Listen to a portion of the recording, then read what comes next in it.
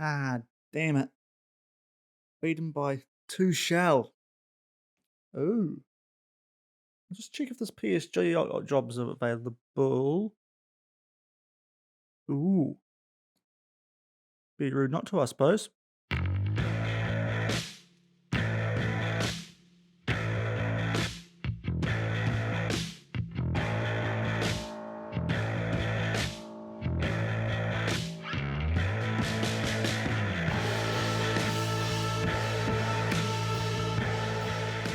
Hello, ladies and gentlemen. Welcome back to the Hexagon Challenge here on Shaun Does FM. I hope you are doing well. As in the background, I will play the PSG job interview that we had. So, of course, in the intro, you would have seen that unfortunately we were rejected by Barcelona, but they did take Thomas Tuchel from PSG, which I thought personally was an interesting decision from him, which we will get to later when we have a look at the club's finances and compare them, because I thought that PSG are actually better off than Barcelona financially, but I do suppose that Tuchel had done everything there was to do at PSG. Of course, he won a couple of Champions Leagues as well as lots of League O's and even got a coup de France last year. So, interesting decision by him. And of course, as you would have seen in the intro, we were favoured to get this job. So, we went ahead and we did take the job interview, and it would be fair to say that it went well. So, if you do not hate what I'm about to do here, then please do go down below before we really crack into today's video.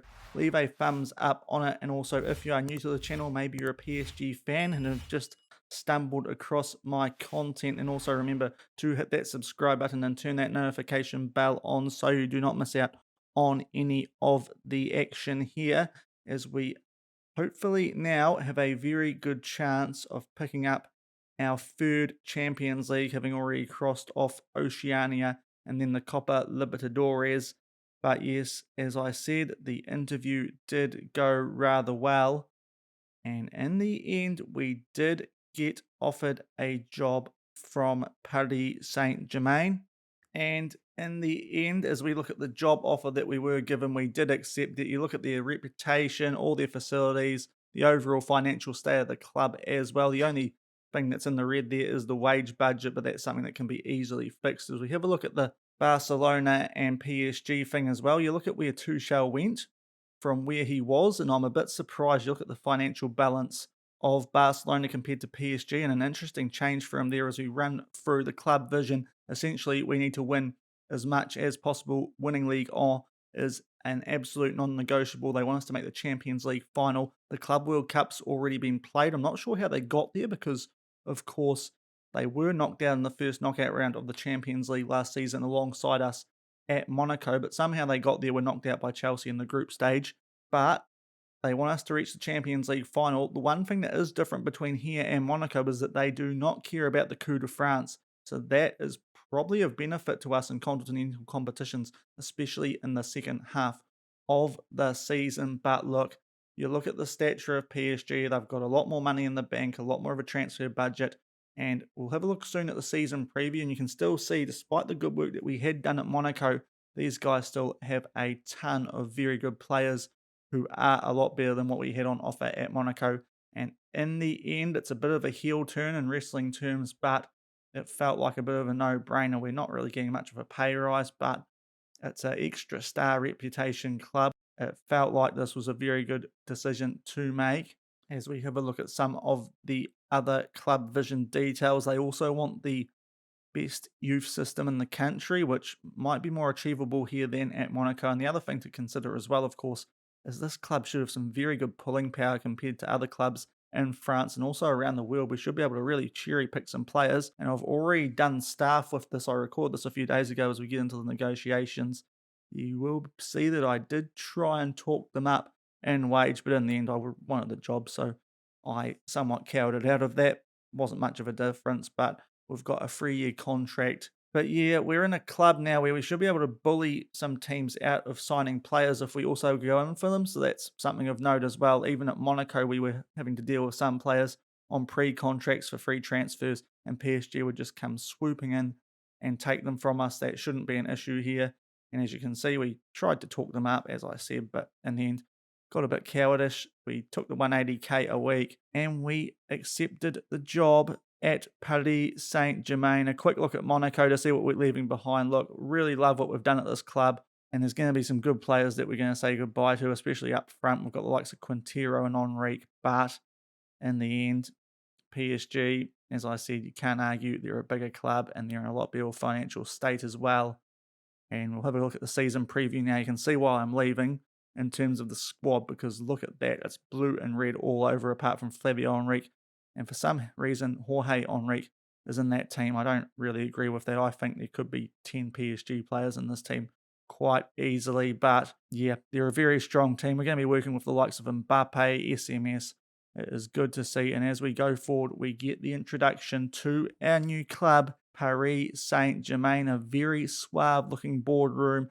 We were worth 33.5 million. We bought a few staff members with us because, to be honest, the staff here at PSG for a big club was pretty average. And that's what I've spent most of my time off camera since I accepted this job interview actually doing. It was sorting out all the staff stuff, because I did say in the job interview that we would only need a fair budget, because that's usually enough when I've moved clubs before, but I underestimated just how much dead wood there was staff-wise. So that's what I've been spending most of my time doing, and maybe that was what I'll be spending time after this doing as well, depending on how many people that I offered contracts to do indeed hold up their end of the bargain, and hopefully none of them get re-signed to new contracts, as can happen. But you look at the club history there, they just love winning. I want to be winning. The sooner we can get this UEFA Champions League out the way, I say the better.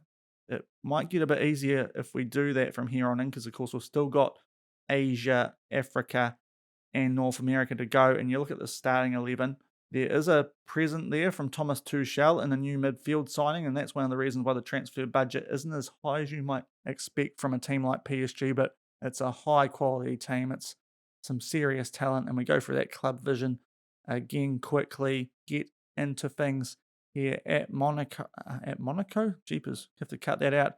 At PSG, you can see we made a signing before we left. That was our parting gift, but we were hired as the Paris Saint-Germain manager. And as you can see, we're now on a 79% win record, only 6% loss rate. So it's a pretty good record, and hopefully at a club like PSG that will only improve. You can see who we were up against. Paulo Vaz from Stade Brestois.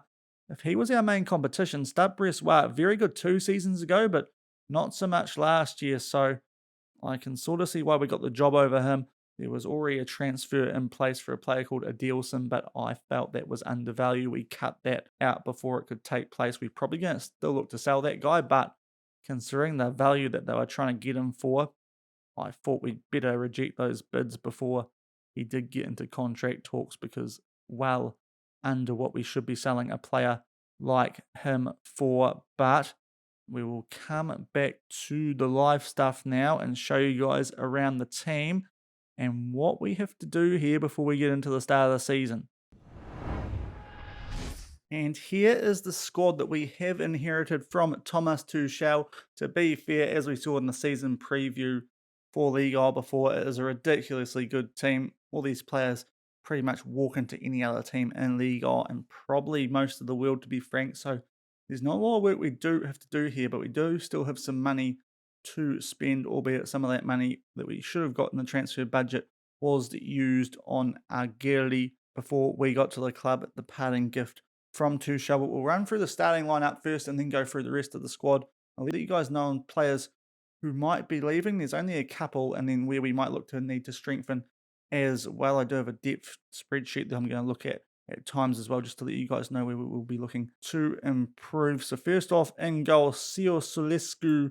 You guys can probably go down below and predict how often in each episode I'm going to mess that name up. It's going to be lots, but he is a very good goalkeeper, the Romanian. We had our eye on him at Monaco early doors, but he's kicked on since then. We got Goron in at Monaco, of course.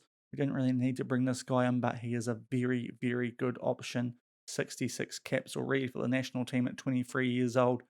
He's got very good stats all around. He is going to be great in the sweeper keeper role for us. So just a very good goalkeeper, and it's probably going to be a common theme throughout this team. Bakar is a player who only joined not that long ago. I think it was in the transfer window when we first got to Monaco, just after we joined the club, you can see they spent 219 million New Zealand on him. I will say I am going to change that to euro just to make things a bit more realistic and whatnot, because it's been a while now and we're stuck in Europe for now. So I think we need to change that to euro, but I am just going to leave things until after this upcoming transfer window, just so I have a better idea of exactly how much players are worth to put bids in for this transfer window, because scouts are still coming into the club and I need to do a lot of the stuff myself at the moment. So until those scouts come in and start doing their magic, I'm kind of winging it on my own in terms of players coming in. So I'm going to leave it at New Zealand dollars for now. But after the transfer window ends, I'm probably going to go over to euro, just so hopefully you guys have a better idea about the player worths.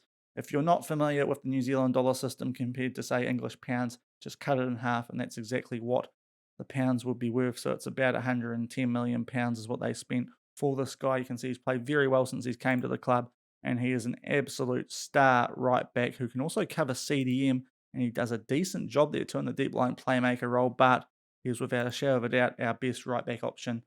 A great player to have on board. Our centre backs, very good. Both of them really excited to use these guys from corners. That's something we need to sort out after this recording too. We've got Jean-Claire Todibo, 29-year-old Frenchman. Very good player, has been at the club for quite a while now. I think if we go have a look, since 2023-24, 110 million they spent on him. Well worth it. He's gone up in value. You look at his overall stats, he's good. 1.9 meters in the air. Good hit, well, decent hitting, but very good jumping reach. He's quite quick too, so maybe we can go with a higher line here. And alongside him, a very, very good centre back, Josko Gvardiol from Croatia. Brilliant hitting, brilliant jumping reach, 1.87, so not quite as tall. He's got pretty good pace for a centre back, it's fair to say. Look, these two centre backs, we should not be conceding many goals with these guys. We were pretty tight at Monaco. Last year, we were second on both goals scored and goals conceded, which was good to see. And with this defence, I feel like that system, you can see we've already plugged it in. It just fits this team perfectly as well, so I'm very happy with that. Left back is interesting. This is probably the only first team area where I'm just, after bringing this up again, having a think about whether we might need to improve. We've got one Francisco Gomez. I'm hopefully not going to get too confused by that, because of course we've also got Joe Gomez, the Liverpool player. In real life, he's also at the club, but this guy's the guy who's starting left back. They only brought him in last season from memory. Of course, we are quite familiar with most of this PSG team just from playing them at Monaco, so it's a team that I'm coming into having a fairly good idea about, but of course there's going to be a few players who I'm not as sure about, who I haven't seen much of. But they did spend 73 million on this guy last year. He played most of the season. Good average rating, to be fair to him. Maybe there's a few areas for that wingback support that he could improve, to be fair. Crossing, that's really about it. Otherwise, he looks pretty good. So we'll see what we can do with our money, and maybe there's an improvement there we could make. You can see coach summary, they think he's a squad player. He's listed as a regular starter. Yeah, maybe we could improve him, but he's still a pretty good player. If that's the weak player in the team, we're doing pretty well, it's fair to say. But maybe that's an area where we could look to improve. He is only 21 years old, though, and he has got a bit of potential. So he is a player we should probably be sticking with, it is fair to say. Then we go down to our midfield. Two players I am reasonably familiar with here. Medina is from Chile. He's been in and out of this team. You look at him, he came back in 26, 27, so that's around the time we joined the club from memory. And 8.5 million, he's played the odd game. Not a out-and-out first-team player since Tuchel's been here, but for what we are doing, and he's a player on the rise, you've got the likes on the bench, and we'll show you guys shortly, the likes of SMS. He is listed as a centre-back, but there is a big reason why I don't want to use him as a centre-back. Jumping reach. 2 jumping reach, and he's 1.69 m. His heading is very good, don't get me wrong, but he looks much better suited to that CDM role. And you look at his deep-lying playmaker stats, which is where we usually play our CDMs, and he's got very good passing. His positioning is good. He's a good tackler, decent technical player, and his physicals, I mean, if he had good jumping reach and he was a bit taller, he'd be a great centre-back, but he doesn't, so I think he should be a really good CDM, sort of just covering the defence before they get to the defenders. So that first line of defence was probably the easiest way to describe that. But he does look a very good player. He is one of our foreign players, but he should do a decent job for us. Christopher Medina.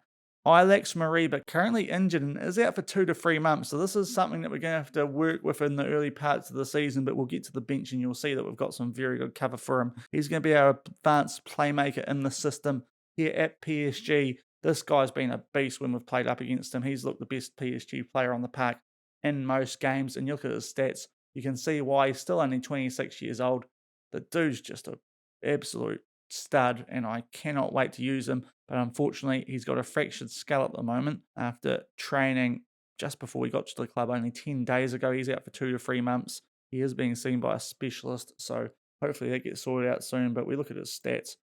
What a player. They spent 270 million on him back in 24-25 to get him off Barcelona, but his stats since then, like, he is just such a good player, and I'm so looking forward to using him, albeit we will have to wait a little bit of time. So there is an area where we do need to strengthen up. The midfield is one of them. We haven't got a lot of numbers there.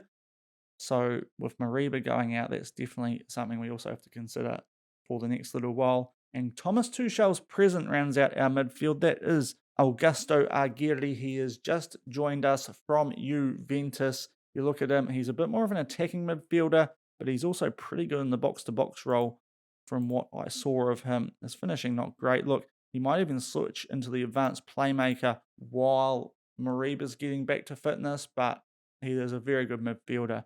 We look at his stats. We spent Thomas spent 158 million on him. So after we dealt with the wage budget, that was over half of our transfer budget for this window. But I'm not too upset about it, especially when that Mariba injury comes into play. He's a damn good player, and he's been performing well for a long time for Juventus. Has now made the move to France, and hopefully he can come into the team fairly quickly and do a good job. He's also done very well on international duty for Italy as well. 20 caps and 6 goals for a midfielder is nothing to sneeze at. So our midfield starting wise, very well off, especially when Mariba comes back from injury. And then we get to the front three. This looks the filthiest front three I have seen in Football Manager. Probably I've seen in anything outside of sort of the Liverpool front three and the old Suarez, Neymar, and Messi at Barcelona. This, in terms of it, this time in the save could rival that. All these players can switch between the front three positions, so depending on the game type and how it's going, albeit I'm not usually someone who mixes things up that much in terms of that sort of thing, but all these three can switch positions with each other, and even João Felix can go into the midfield, so that's something we might have to consider early on while Mariba is out. But we'll start off with Antonio Augusto. This is a player who we've ran into a few times, both at Southampton when he knocked us out of the Europa League in our first season at Monaco, and since he's joined PSG the season after that. Very good inverted winger, very good striker. He's just a beast, and to be fair to them, they did a good number on Southampton, probably only getting him for 197 million. He is worth less than that, but at 24 years old, really good player. He counts as one of our foreign players. He is out injured at the moment, but he's going to be back in a day. He'll be good for the Trophée des Champions, which should be a very tasty matchup coming up in tomorrow's episode against our former team, of course. So that is something to look forward to. You can pick your sides down below as to which team you're going to be supporting there if you're with me or against me in this move to PSG. He is going to be playing on the right wing. Out on the left, João Felix, the star Portuguese youngster in real life. He is here, and he is seriously good. As you can see, he can play anywhere up front, like literally anywhere. You put him in the midfield, he is a very good midfielder. His dribbling, his first touch, passing, vision, all that good stuff. And if you put him out on the wing, he's also got the crossing and things like that that can really make teams pay. He is going to be a great option for us. His pace not quite as good as, well, I'll say it used to be, we'll put it that way, but he's not a rapid player, but he should be still doing a lot of good things for us on the wing. And the reason he is out there, you can see that flair as well. Very nice. We should see some quite nice goals in this PSG team, I feel. And up front, we've got Kylian Mbappe, the former Monaco man. The reason we've put him up front, another player who can play on the wings, but his finishing is just so much better than both Augusto and Felix. He is absolutely rapid, composure and decision-making for days. He should just be an absolute menace up front. I think that's going to be his best position. He should just be banging in goals for us for absolute fun. If you look at what he's done for the club, no doubt it will be ridiculous. You see the 307 million paid for him in real life. So cut that in half a pounds, 153 million it would have been. About that, a serious wad of money. But in terms of this career that he's had at PSG, no doubt he was worth every single penny, and hopefully that can continue He is 30 years old, so at some point that might go on the decline, but he is still seriously good, and I cannot wait to use this guy in this team.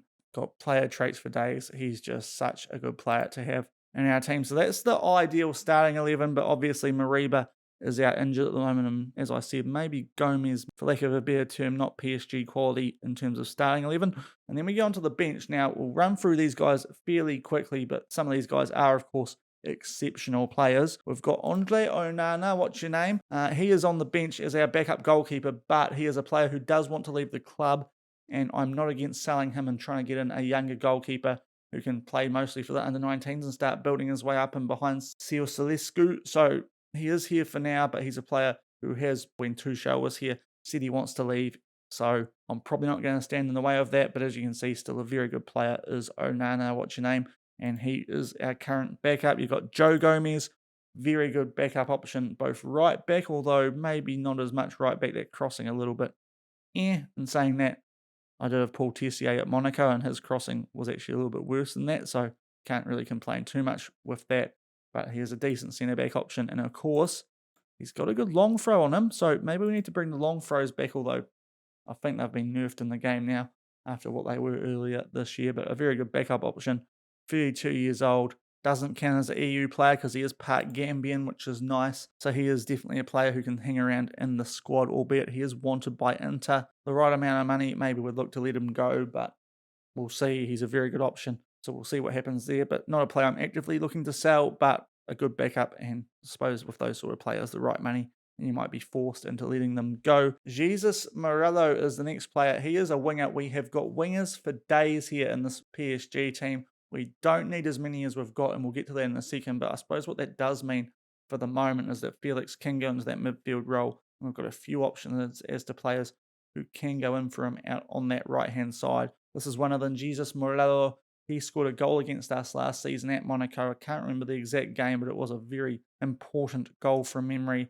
Very good player, only 23 years old. Apparently he's at his potential but he's a decent player. Some of those early stats you look at, not great, but then you go down further to the other blue highlighted stats and they start to get a bit more exciting. So definitely a player who was in the first team picture without a shadow of a doubt. Then you got Jeremy Doku. He is a player who's also torn us apart at times at PSG. 27 years old. Look, he's a very, very solid squad player. This guy isn't going to be starting too many games for us, but when we get towards that Champions League football, he is a player who is definitely going to be in the mix for the Ligue 1 games. Very good stats. Most teams, as we've said with most of this PSG team earlier, he would walk into.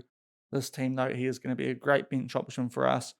And there's no real need to look to let this guy go because he's still got it in terms of what we need here at PSG. So he's another wing option for us. Then we've got Santiago Ramos Mingo, an Argentinian centre-back for the most part. You look at his crossing, his dribbling. Look, he's probably going to be more of a centre-back than he is a wing-back. And you look at his heading, his jumping reach. He's 1.85 metres. He should do a really good job for us in the air when we need him to. So happy with him as a backup centre-back alongside Joe Gomez. So he's a decent player to have on board, albeit he's currently injured, but should hopefully be coming back towards the start of the season. So hopefully that injury will come good sooner rather than later. Then we start getting down further and we have yet another winger. This is Rashid Sedra. Now, I believe this guy came from Lille a few seasons ago. In fact, it was last season, 138 million they paid for him. He was a player who was definitely on my radar at Monaco, but we didn't quite have the money to be forking out for a player that good for a squad role. PSG, though, did have the money. He's gone up in value, so he's already been worth that transfer fee. He's got a lot of potential, only 21 years old. His stats are very good. If we chuck him to inverted winger, yeah, he's a very good player. For lack of a better term, maybe the new day Riyad Mahrez in the save, it would be fair to say, but yes, a very good winger. So as you can see, we've got a lot of good wing options, which is why I'm leaning towards maybe Felix going into that midfield for Mariba, and one of these guys will come in, probably one of those two, Sedra or Morello, to start our season while Mariba is out. And then after that, a player who I am looking at letting go. You can see he's actually a pretty good player, but unfortunately we've just got so many wingers. I don't know where this guy's going to fit in. Either we're going to have to loan him out because I just don't know where he's going to get game time. This is Daniel Samal. You can see he's only 20 years old, so he still could improve greatly. And in terms of most of his stats, look, he's going to be a really good player for us, but just how do you fit him into this team? They've got so many wingers. I don't know how he's going to get into the team. He's a wonder kid, so yeah, maybe he's a player we should look to loan out. Maybe that's going to be a better option, but you can see he's also worth a fair bit of money, so I'm not too sure what to do if this guy's a player. I wouldn't be against selling, but he's probably going to not get much minutes in the first team this season, so maybe a loan's going to be the best option for him. But yeah, he's got some very good stats, so maybe I should be keeping hold of him. But he's, as I said, just all that depth we've got on the wings. He's a player who's probably not going to feature very much for us. Off the back of that, we have got Mohamed Salisu, another player, very good aerially. And I say very good, he's decent aerially, just under the greens and at 1m91. Another great centre-back option. We are well covered in terms of centre-backs, albeit this is a guy currently wanted by Inter. So we'll see what happens there. Another player, just like Gomez, in fact, Inter after both of them, but we'll see what money comes in. He is 30 years old, so maybe it's a good time to maybe look to let him go before the stats start decreasing and his value is still quite high, but a very good bench option at the very least for us. Then we go deep into the midfield section. Here's a player who we could also swap in for Ilax Moliba early doors, and that is SMS, the beast from Serbia, Foxy's favourite. He's just an absolute weapon, this guy. Great heading. That's something that could definitely be a favourite to us from set pieces. But in terms of his overall ability, look, he's still got some ridiculous stats. His physical's still not bad either. No interest in letting him go at the moment. He's only valued at 15 million, so I think we're just going to let him finish his career here at PSG. Very good player. No reason to let him go, I feel. And when we need to call on him, probably around those Champions League games or with injuries, he should prove an absolute menace when he gets time off the bench. So very happy to have SMS in our mix, and he can also cover CDM with that deep line playmaker role as well. And with those physicals, it might be a role that he suits better these days as well. But that's a player who is definitely a good backup midfielder for us. Adilson is next. This is a player who was underbid earlier. We have had a bid since then, and we have accepted one from Lens. It should hopefully rise up. Well, it will rise up to 20.5 because it's in installments. So this is a player we are looking at letting go. Hopefully he accepts that contract, but he is our one out-and-out backup striker and behind the free players in the first team. So if we let him go, we do need to bring him some more strikers. I know that Augusto and Felix can cover those roles up top, but it's just a lot easier if there's only one player switching around than switching around a whole heap of different things. So I'd like to get some younger strikers in, and at PSG, you're learning from Kylian Mbappe, Felix, and Augusto anyway. So young players coming here who get in the first team should learn a heck of a lot of those guys. And with the coaches we're looking to bring in as well, hopefully they improve greatly. So he's a player who's hopefully going to leave us. Just not quite PSG quality, for lack of a better term. Another player who does fall into that category is another centre-back option, Kaiki. He is a foreign player as well, and that's a big reason in this decision.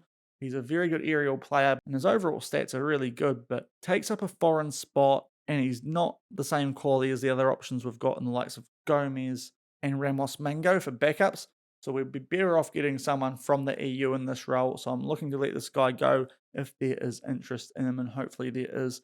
Not valued at a great deal, which is surprising. I think he's a decent bargain for 23.5 million, but non-EU kind of bugs me a little bit with him. So yeah, mate, he's probably a player I'll be looking to let go, even though his stats are actually pretty good, but maybe he's just not quite at PSG quality, for lack of a better term. So those two are players who might be going along with Onana, provide a decent bid comes in for him, because of course that is the big issue. We don't want to sell players under value. Then a player who actually tried to sign on a free transfer for Monaco for this upcoming season, Jose Acosta, another backup midfielder. Look, he's very good. He will cover both the CM role and the CDM role pretty well. Maybe even more the CDM role. In fact, his tackling and positioning is not great, so he's probably more of an advanced midfielder for us. Good off the ball movement as well. So, yep, he's a player who will be in the rotation, I would say. Good squad player, 23-year-old Paraguayan. Signed a new contract with PSG when I was trying to get him in at Monaco in the past transfer window. So in the end, it probably worked out quite well for me because we've got him in our team anyway, but he's a good squad player, and that's probably going to be his role playing those games when there's injuries and around the Champions League games. And to round things off, probably the player who's going to end up being our backup should Onana, what's your name, leave. That is Ilya Mirkovic, a Serbian young goalkeeper. This is the sort of player I'd like to bring in behind a Celescu. maybe someone a bit younger with a bit more potential, because this guy's kind of already at his top end. But in saying that, he's still a pretty dang good goalkeeper, and he should be a good backup for us when we need to use him, albeit with goalkeepers, unless there's an injury, that is not going to be very often, hopefully. So that is our team. You will notice with the 11 starters and the subs, there's only 24 players here. That's okay for Champions League. You only are allowed to register 25 players in the Champions League, so that's okay. What I will say though, for League On, you can register a lot of players, so we can still bring some players in. And you will notice, because of the lack of players and in some areas, the squad depth here for a big club is not actually that great. So that's something that we are going to look to use the transfer budget on. If we have a quick look at that, we've got 123 million after we sorted out the wage problem that you would have saw earlier in the episode. It's back up to 681. We've got a lot of money. We can balance that out. If you look at the transfers, it says there's 44 incoming. That's staff. I haven't gone that mad yet, so just calm the farm there. But we definitely are going to have to bring in some players. And I'll just bring up my spreadsheet, which will be off camera, just to get an idea as to who will be coming into this team. And the areas where I feel like we're a little bit weak, I might put this up on screen, this spreadsheet, just to show you guys what I'm looking at while I rabbit on about this. So if Onana leaves, we're going to need another goalkeeper. I think that's pretty obvious. I think centre back we're pretty good with. What I will say is I think we definitely need another left back. We've got 7 defensive options at the moment, and we've only got 1 left back who I like the look of. And as I said, Gomez that is, maybe we can improve on him. So that might be the big transfer we go after. But yeah, we definitely need another left back option along with Gomez. We've got 5 out-and-out midfielders with Baka, who can also go up there, but of course he's going to be playing right back, and we've also got Felix who can cover there. But otherwise, there's 5 midfielders. I'd like another 2 young guys who we can bring through the club, learn from the guys like SMS and Mariba. Of course, we did already have one get brought in by Tuchel and Argueri, but I feel like we do need another few midfielders, so that's probably one of the big areas. Look to bring in a couple of midfielders, and I will show you guys our shortlist off the back of this before we wrap up today's episode, just to show you guys 2 players who I am looking at. Not sure how they stack up in terms of PSG quality star rating wise, but they did look very promising from what I saw compared to my Monaco side. So hopefully that works out and these guys will stack up once we get them scouted. So we have got some options there, hopefully, in the midfield. Wingers, as I said, we've got too many wingers. We need to get rid of one, and I'm looking at getting rid of Simao, albeit probably on loan. And we've also got a player in the second team called Ericsson, who isn't that far away from first team quality either, albeit he's a bit older. So we'll probably look to loan out Simao in hindsight, and we'll be left with those other 5 wingers who are all very much capable of playing for the first team. And of course, with Mariba out, Felix could drop back to the midfield, so that is something to consider as well. And up front, again, we've got Felix and Augusto who could go into there, but mainly our main man's going to be Mbappe, and behind that we've got Adilson, and I'd like to get rid of him, so I think we're going to need to bring in another 1 or 2 strikers as well. So it's going to depend on how much money we get for the players we're looking at offloading, the likes of Kaiki and potentially Onana and Adilson, of course, but hopefully that transfer budget does go up a little bit and we can get enough money to bring in some good young promising players, as well as a decent left back option to go alongside one Gomez. So that's where we're looking at strengthening at the moment. As I said, if Onana leaves, then we're probably going to have to bring in another goalkeeper as well. So we'll show you guys quickly some players I am looking at. Hopefully this episode isn't dragged on too long. This section's lasted 28 minutes. Oh dear, hopefully that's not too bad for you guys, but do need to introduce you guys to this squad. So we'll look at this little shortlist that I've come up with. The players that I'm looking at the moment, you can see the recommendation ratings not great, so that's really interesting. I have put a bid in for one of these guys already, and that is Benjamin Masal. You will notice that we did have some foreign spots left over, which is good to see, and this guy looks very promising. Argentinian striker. I love some of his stats, like dribbling, finishing, first touch, brilliant, very good technically, good composure, and his acceleration, agility, and balance are also very good. He's got a $13.75 million release clause. That's peanuts in terms of us. He is not happy at the club. He wants to move to a bigger club. He's been doing pretty well in the Copa Libertadores as well, so he's a player who should be able to come in. Another thing I do like about him, he attempts overhead kicks. So this guy could be fun, albeit depending on how long we're at the club, I suppose, and to see how well he blossoms. But he's a guy I definitely want to get into the club in terms of striking, so he's a guy I've already put a bid in for. I'm trying to get him for a little bit under his release clause, but we might have to trigger that albeit that will be no issue at all. 13.75 million when you've got 120 million available for a guy who should be hanging around your first team does feel like peanuts. He's a little bit down the ability rating according to our scouts at the moment, but you can see his stats, just he should be a very good player for us. I mean, 18 finishing, 18 composure. Looks pretty dang good for a young striker, so I'm quite excited to hopefully get him in the mix as one of our backup strikers. We'll have to find someone else perhaps to replace Adilson. And then the two names that came to mind for their value and in backup sort of midfield roles, two youngsters out of Portugal. The first one is from Benfica, Eugenio Les. He is a CDM who is also capable of covering centre-back, but I feel he's going to be a better midfielder. He's got very good passing, good teamwork, tackling. He looks a very good option in that CDM role.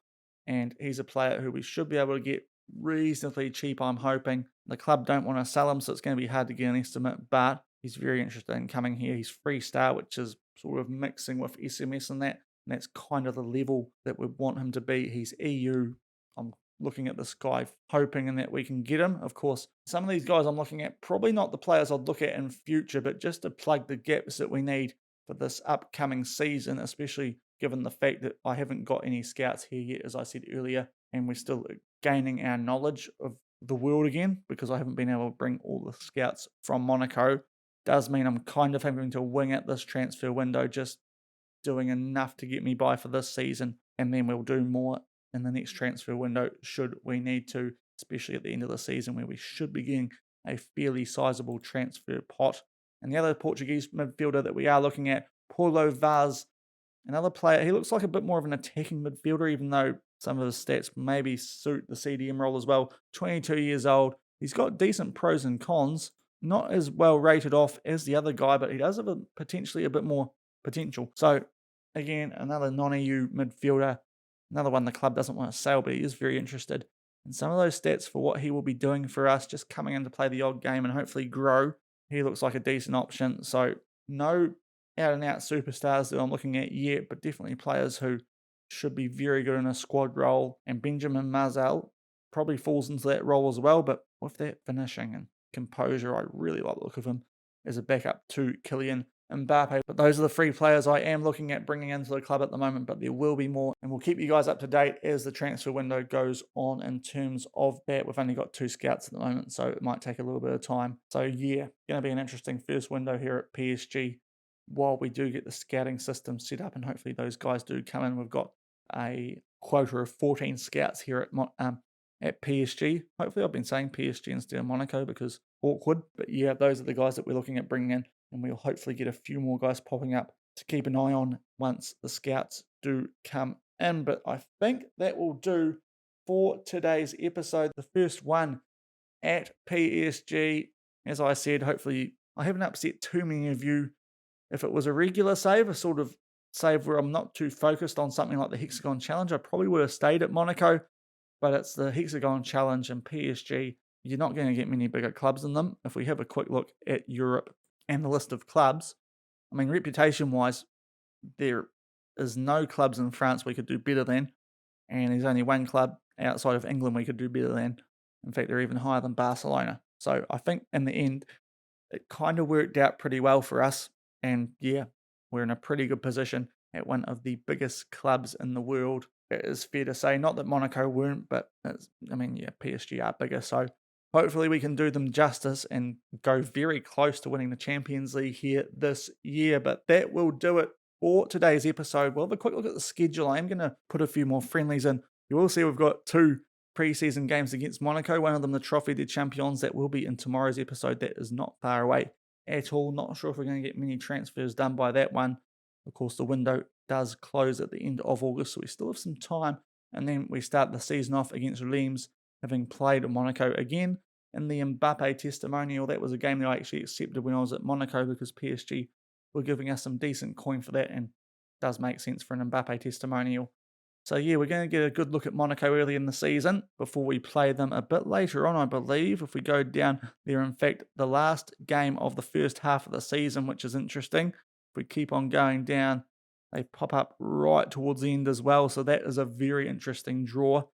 No doubt they should be our toughest rivals in Ligue 1, just like we've made them into be the last few years, but we should be doing Ligue 1 fairly comfortably with this squad, even without bringing any more players in, because the quality we do have here is very good. But as I said, we'll come back tomorrow, the first game against our former team in Monaco, the Trophée des Champions. We'll look where that is quickly as well. And this time it's in China instead of Japan at Hohhot. So that is another interesting factor, but we'll come back for that game tomorrow and we'll see if we've made any transfers and any further progress at our new club. But if you did enjoy today's episode, a very wordy one, no gameplay, but catching you guys up on what's going on in the squad here before we do crack into business from now on. And then please do go down below, leave a thumbs up on it. And if you did enjoy today's episode and are enjoying the series, looking forward to our time here at PSG, then also remember to hit that subscribe button and turn that notification bell on as well.